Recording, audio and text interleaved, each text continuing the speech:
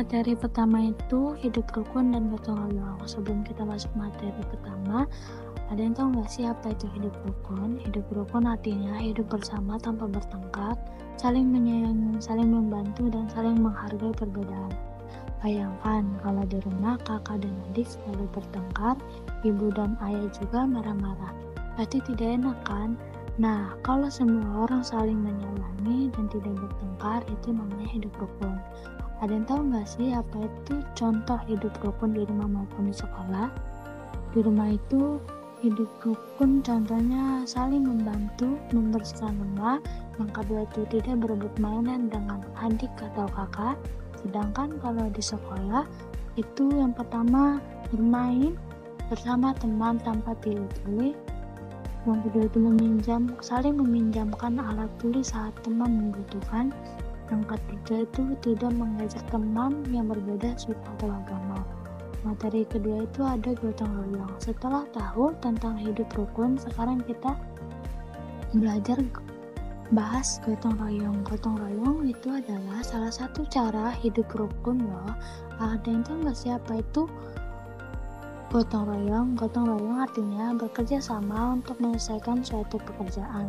Bayangkan kalau kita punya banyak tugas tapi dikerjakan sendiri, pasti lama-lama akan capek. Nah, kalau dikerjakan bersama-sama, tugas itu akan cepat selesai dan tidak terlalu capek.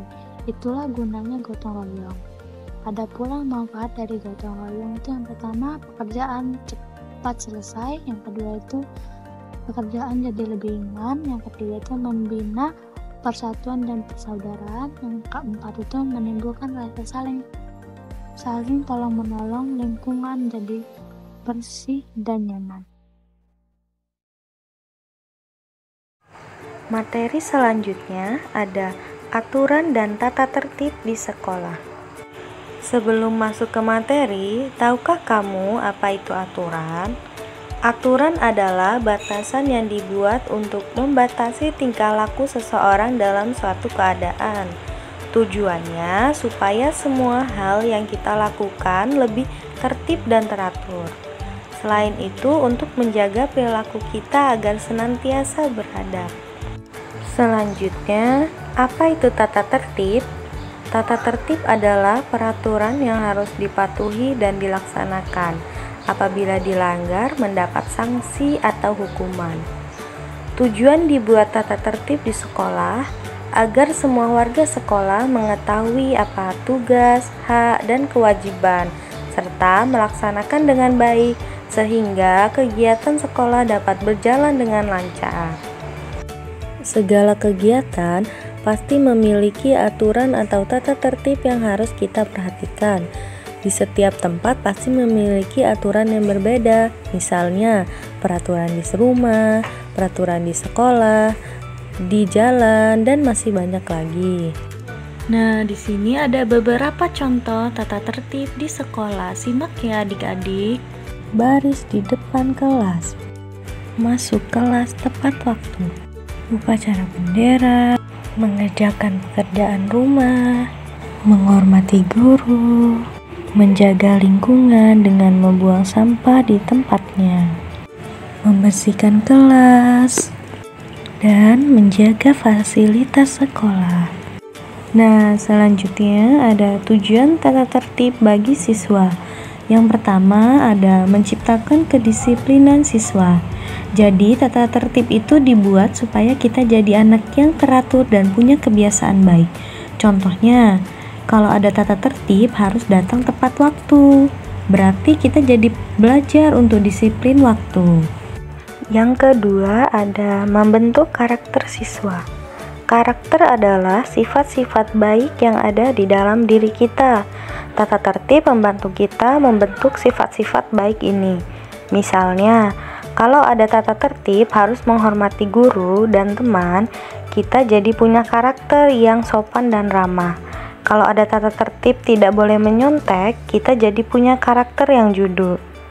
Jadi, tata tertib itu seperti guru yang tidak terlihat yang membantu kita jadi anak yang baik dan punya sifat-sifat terpuji. Yang ketiga ada menciptakan suasana belajar yang kondusif. Suasana belajar yang kondusif itu maksudnya keadaan di sekolah atau di kelas yang enak dan nyaman untuk belajar. Kalau semua murid menaati tata tertib misalnya tidak berisik saat guru menjelaskan, tidak mengganggu teman, dan menjaga kebersihan kelas. Yang keempat ada membiasakan siswa hidup teratur. Artinya, tata tertib itu mengajarkan kita untuk hidup teratur, bukan hanya di sekolah, tapi juga nanti di rumah atau di mana saja. Misalnya, tata tertib menyuruh kita memakai seragam dengan rapi, menjaga kebersihan, atau menyimpan buku pada tempatnya. Kebiasaan-kebiasaan teratur ini akan sangat berguna kalau kita terbiasa rapi dan teratur sejak kecil. Adapun materi yang terakhir, manfaat menaati peraturan di sekolah. Yang pertama, sekolah kita jadi aman dan nyaman. Kalau kita semua patuh, sekolah kita menjadi aman dan nyaman. Tidak ada yang berantem atau mengganggu teman. Jadi kita belajar dengan tenang dan gembira. Yang kedua ada dengan menaati peraturan kita jadi disiplin. Jadi disiplin itu artinya kita bisa mengatur diri sendiri. Misalnya datang ke sekolah tepat waktu, mengerjakan PR, atau menjaga kebersihan. Kalau sudah disiplin dari kecil, nanti kalau sudah besar pasti jadi anak yang hebat dan sukses. Yang ketiga ada peraturan itu membantu kita belajar dengan baik. Contohnya, kita tidak ribut di kelas saat guru sedang menjelaskan, atau tidak mencontek saat ulangan. Kalau kita mengikuti peraturan ini, pelajaran jadi lebih baik, masuk ke kepala, dan nilai kita pasti bagus.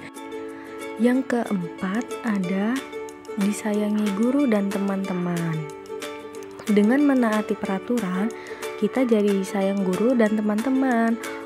Orang lain pasti senang berteman dengan anak yang baik, sopan, dan patuh. Yang terakhir ada bertanggung jawab. Peraturan itu melatih kita untuk bertanggung jawab. Kita jadi tahu kewajiban kita sebagai murid dan bagaimana caranya bersikap baik di mana saja. Jadi, ayo kita sama-sama patuhi peraturan sekolah supaya sekolah kita jadi tempat yang paling asik dan untuk belajar. Selanjutnya, materi menanamkan nilai-nilai Pancasila dalam kehidupan sehari-hari. Pancasila merupakan dasar negara Indonesia yang berfungsi untuk mengatur kehidupan berbangsa dan bernegara. Panca memiliki arti 5, sedangkan sila memiliki arti dasar, yang artinya Pancasila merupakan 5 dasar yang menjadi pedoman hidup bangsa Indonesia. Adapun bunyi sila-sila Pancasila yaitu yang pertama, ketuhanan yang Maha Esa, yang disimbolkan dengan gambar bintang. Yang kedua, kemanusiaan yang adil dan beradab, yang disimbolkan dengan gambar rantai.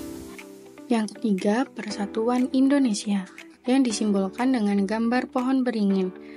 Yang keempat, kerakyatan yang dipimpin oleh hikmat kebijaksanaan dalam permusyawaratan perwakilan, yang disimbolkan dengan gambar kepala banteng. Yang kelima, keadilan sosial bagi seluruh rakyat Indonesia, yang disimbolkan dengan padi dan kapas. Lalu, bagaimana cara kita menanamkan nilai-nilai sila-sila tersebut dalam kehidupan sehari-hari? Sila pertama, ketuhanan yang Maha Esa. Sila pertama itu mengandung makna untuk senantiasa menghormati agama dan keyakinan masing-masing, menghargai keberagaman agama, serta menjalankan ibadah yang sesuai agama yang dianut. Contoh penerapannya dalam kehidupan sehari-hari yaitu saling menghormati dan menghargai keberagaman umat beragama dalam kehidupan sehari-hari di lingkungan sekitar kita. Selanjutnya, sila kedua, kemanusiaan yang adil dan beradab. Sila kedua memiliki makna untuk senantiasa menghargai hak asasi manusia, menjaga hubungan baik antar sesama manusia, serta memperlakukan sesama dengan adil.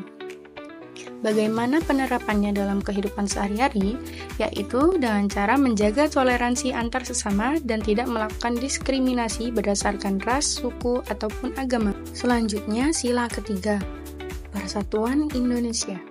Persatuan Indonesia memiliki makna untuk senantiasa menjaga persatuan dan kesatuan bangsa, menghargai keberagaman budaya Indonesia, serta mengutamakan kepentingan bersama.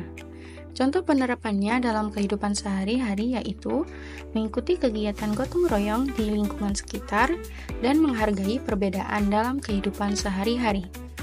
Kemudian sila keempat, kerakyatan yang dipimpin oleh hikmat, kebijaksanaan dalam permusyawaratan perwakilan.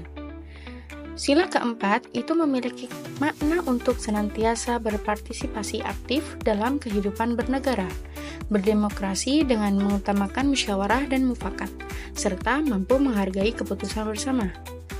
Contoh penerapannya dalam kehidupan sehari-hari yaitu mengikuti pemilu dan musyawarah dalam mengambil keputusan di lingkungan sekitar. Kemudian sila kelima, keadilan sosial bagi seluruh rakyat Indonesia. Sila kelima mengandung makna untuk senantiasa membantu sesama yang membutuhkan, serta menentang ketidakadilan sosial. Contoh penerapannya yaitu berpartisipasi dalam kegiatan sosial dan membantu sesama yang kurang mampu di lingkungan sekitar kita.